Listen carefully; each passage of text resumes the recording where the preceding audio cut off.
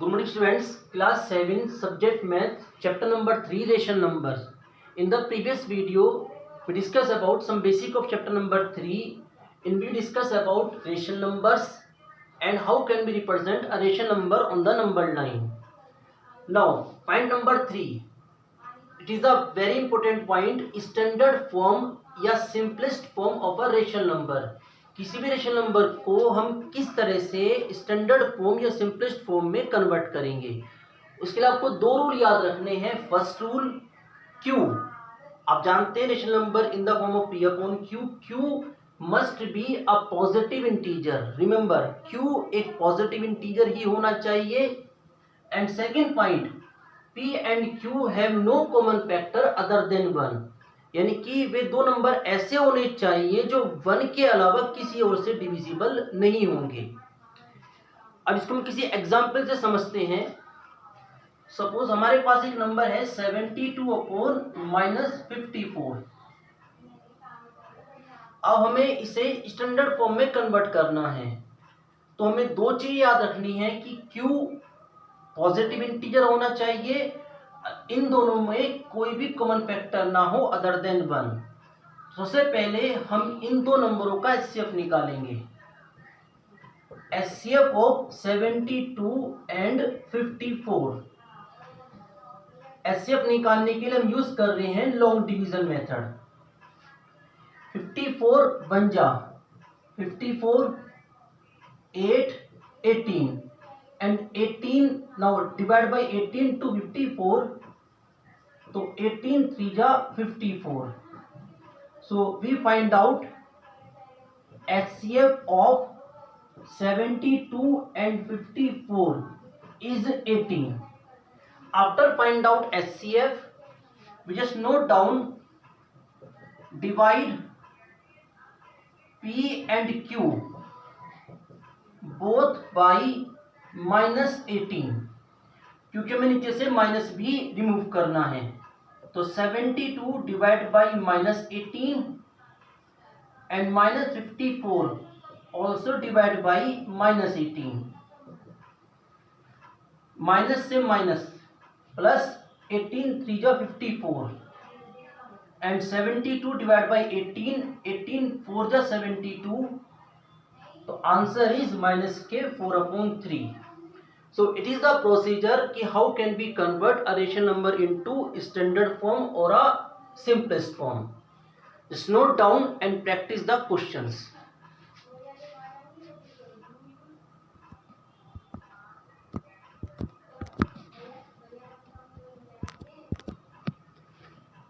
Okay students, next topic is comparison of two rational numbers. अगर हमें दो rational numbers को कंपेयर करना हो, एंड द नेक्स्ट टॉपिक, अगर हमें दो से ज्यादा रेशनल नंबर्स को कंपेयर करना है तो हम कैसे कंपेयर करेंगे, नहीं कौन सा रेशनल नंबर ग्रेटर है और कौन सा स्मॉलर है.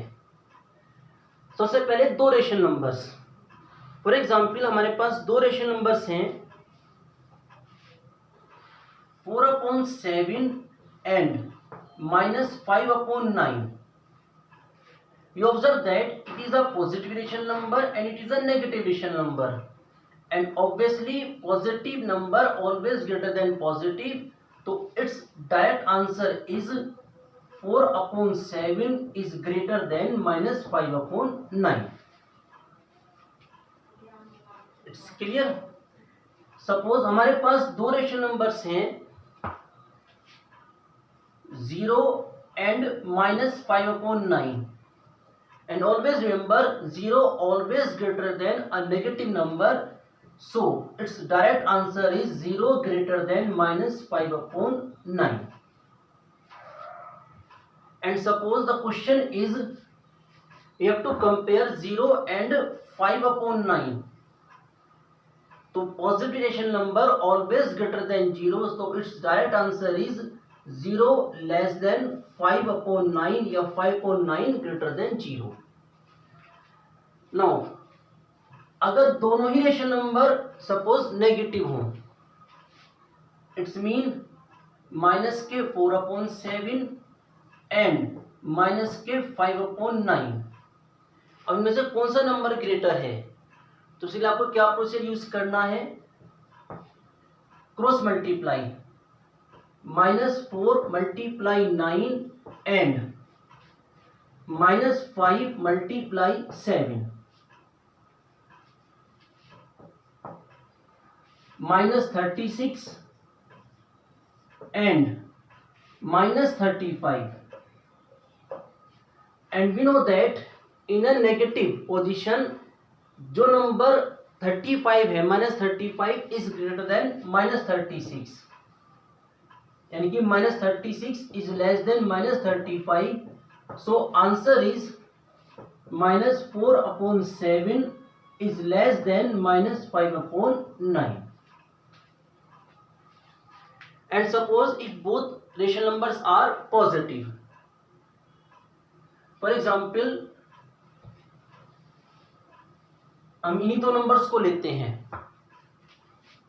Again the process we use cross multiply 4 multiply 9 and 5 multiply 7, तो 36 एंड 35. तो obviously 36 is greater than 35, so answer is 4/7 is greater than 5/9. now the concept is अगर हमें दो से ज्यादा रेशनल नंबर्स को कंपेयर करना हो,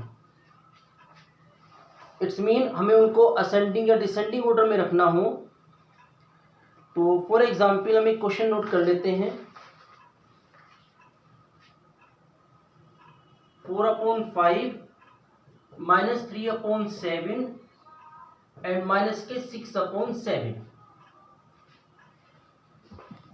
सपोज बोथ से माइनस. सबसे पहले आपने स्टैंडर्ड फॉर्म में कन्वर्ट करेंगे. 4/5 -3/7 एंड 6/7. अब क्योंकि यहां पर तीन रेशनल नंबर्स हैं, सबसे पहले इनका LCM of 5 and 7. This number also 7, तो आपको रिपीट करने की जरूरत नहीं है. इनका एलसीएम आ गया 35. तो we just note down 35 divide by 5 7, तो 4 multiply 7 comma 35 divide by 7 5 -3 multiply 5, 35 divide by 7 5 6 multiply 5, तो 28 कोमा -15 कोमा 30. अगर हम इसको असेंडिंग ऑर्डर में रखना है, तो सबसे पहले छोटा number which is -15, it's mean -3/7. इससे greater 28, it's mean 4/5, and in the last -6/7. It is the final answer.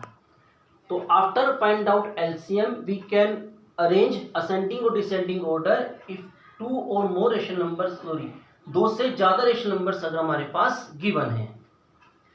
तो I sure this topic is clear. Just note down.